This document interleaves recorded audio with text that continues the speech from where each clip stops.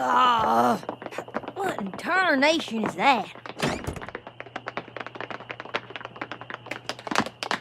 Apple Bloom, what is all that awful... Happening? Gray cutie marks? Help me!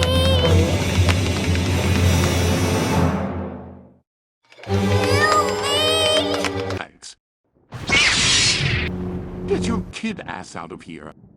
Hello, I'm Discord Jedi Knight, and have you ever wanted something so bad that you just become too impatient? Truth be told, it's funny, if you tell me there's a movie I want to see coming out, I can strangely be just fine for months, if not years, and be excited but not impatient until like the last day or two before it comes out. Then I'm just dying to see it. That's just me, though.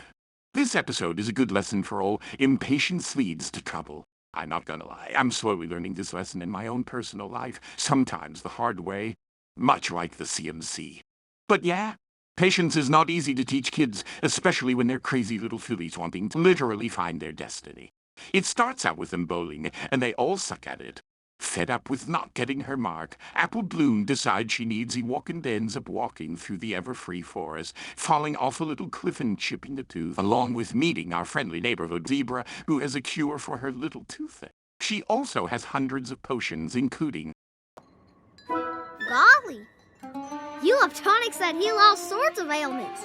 Bad bones, bad back, bad breath, and not only stuff that fixes the bad, but stuff that brings the good. Good health, good hair, good heavens! And of course, if she has all this, she has to have something to give her mark. I wish there were more episodes like this. There are only a handful of potions gone crazy, and I feel as though there is so much potential you could do with this concept.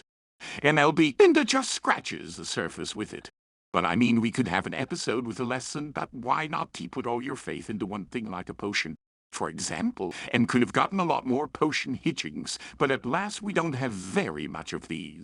Yes, she wants her mark so bad and is hoping the zebra might have a cure, but ZZ8 tells her to wait that she'll find it someday. But then Zebra starts brewing a potion to help Rooster using a little flower called Heart's Desire. When she realizes she needs another ingredient, she expects Apple Bloom to walk home.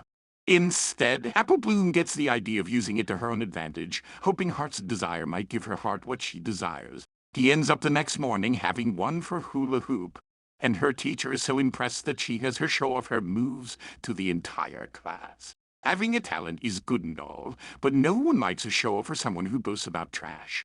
So it's no wonder why I wasn't fond of this part of the episode. All right, that's good and all, she gets what she wants. Only now, here comes the problem.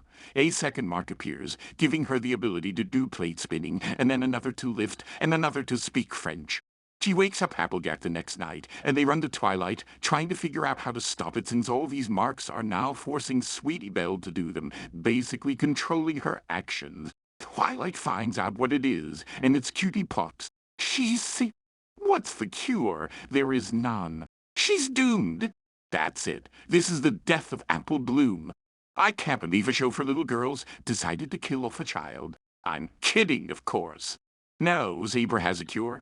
She plants a seed of truth, but the truth won't grow until Apple Bloom tells the truth, which is that she lied and made this mess herself. Once the truth was out, the flower bloomed, and Zebra was able to make a remedy for Apple Bloom. Ah, youth. Okay, what is my rating? It's a good episode with some good morals and lessons, but it's far from the best episode of the series. In the end, I'm gonna give it a 7 out of 10. Far from the best, but nowhere near a bad episode by any means. I just don't have a lot to say about it. However, I do really enjoy the lore of NLP. The stuff about this crazy disease, the Cutie Pox, is clearly a reference to chicken pox. I have to hand it to the writers of the show. They are creative. Love the fact that 5 seconds later she's waited long enough and is ready to try again to find her destiny with her friends. I remember feeling exactly the same when I was younger. I'd learn a bit of patience all for 5 seconds, and then, bam, I'm going crazy again. But what do you think of this episode? Let me know down in the comments below, and with that said, look forward to more of my reviews of Season 2. We've got a long way to go. Here is a playlist of me reviewing all the episodes of G4.